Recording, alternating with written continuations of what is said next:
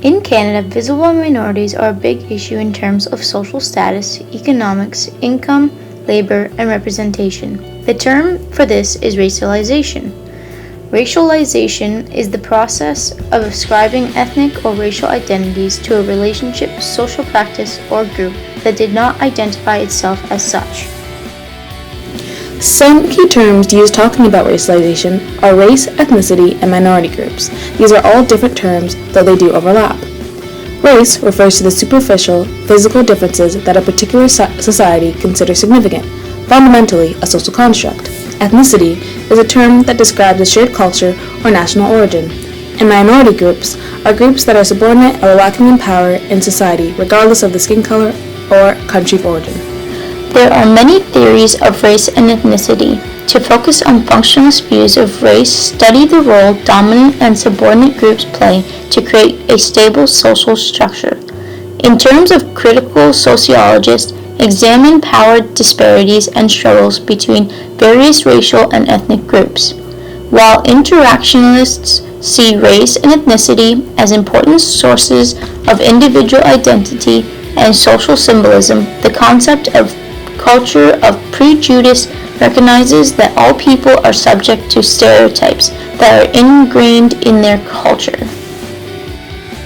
Intergroup relations range from tolerant approach to pluralism and intolerance as severe as genocide. In pluralism, groups retain their own identity. In assimilation, groups conform to the identity of the dominant group. In assimilation, groups combine to form a new group identity. The reason for Canada having a small percentage of visible minorities is due to the immigration policies. Canada is a settler society historically based on colonization through foreign settlement and displacement of Aboriginal inhabitants, so immigration is the major influence on population diversity.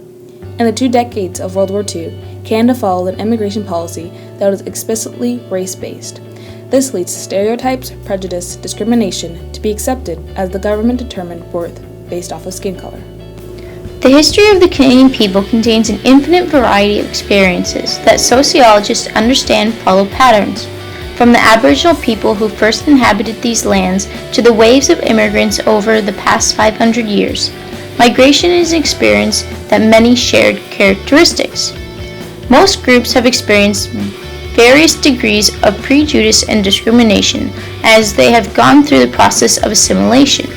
In present-day Ontario alone, there are more than 200 ethnic origins, meaning over half of Canada's visible minorities live in Ontario, South Asian being the largest visible minority, then Blacks. It can be seen in this photo that society still holds a strong belief of prejudice and discrimination to the minority groups because of ignorance to the size of the minority. Many police agencies withhold information about a suspect's race when they compile array statistics. Some say that move makes the police less accountable, but many argue that a suspect's race is an issue. Police only release the basics: name, age, and charges.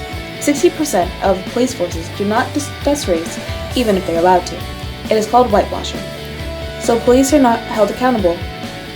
The fear of the police releasing the suspect's race is because people only see Black or Aboriginal.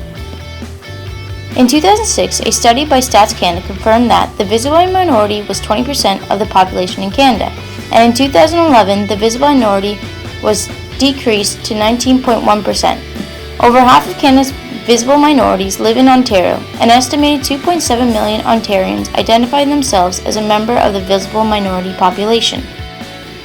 By numbers, there is huge differences about racial discrimination in Canada. There is a 6,947,000 difference between the average racial Canadian earns in a year versus the average non-racial Canadian. Racialized Canadians earn on average of $30,385 per year compared to $37,332 to other Canadians, or 81 cents to the dollar. Racialized immigrant women only earn 48.7% of the employment income that non-racialized immigrant men earn, while racialized women, as a whole, earn 56.5% of what white men earn. 18% of racialized men report experiencing discrimination or unfair treatment when dealing with the police or courts, compared to 5.8% of non-racialized men in Canada. 1 in 3 Canadians believe that Aboriginal peoples and Muslims are the frequent targets of discrimination. 1,401 is the total number of hate crimes that took place in Canada in 2010. There were three primary motivations for police-reported hate crimes. Race or ethnicity was the most common, accounting for over 52% of all incidents. Another 29% of hate crimes were motivated by religion, and 16% were motivated by sexual orientation. 28% is also said South Asians often suffer from intolerance, while 20% said blacks regularly encounter it. Blacks were the most commonly targeted racial group in 2010. With 271 incidents, hate crimes against blacks accounted for about 4 in 10 racial-motivated incidents. 55% of Canadians are satisfied that we've overcome racial discrimination. 1/3 of the population will be members of a visible minority in 2031, with whites becoming the minority in Toronto and Vancouver over the next few decades. Black males living in Toronto are 3 times more likely to be carded by police no matter where they live. The visible minority is small, but it still needs to be recognized.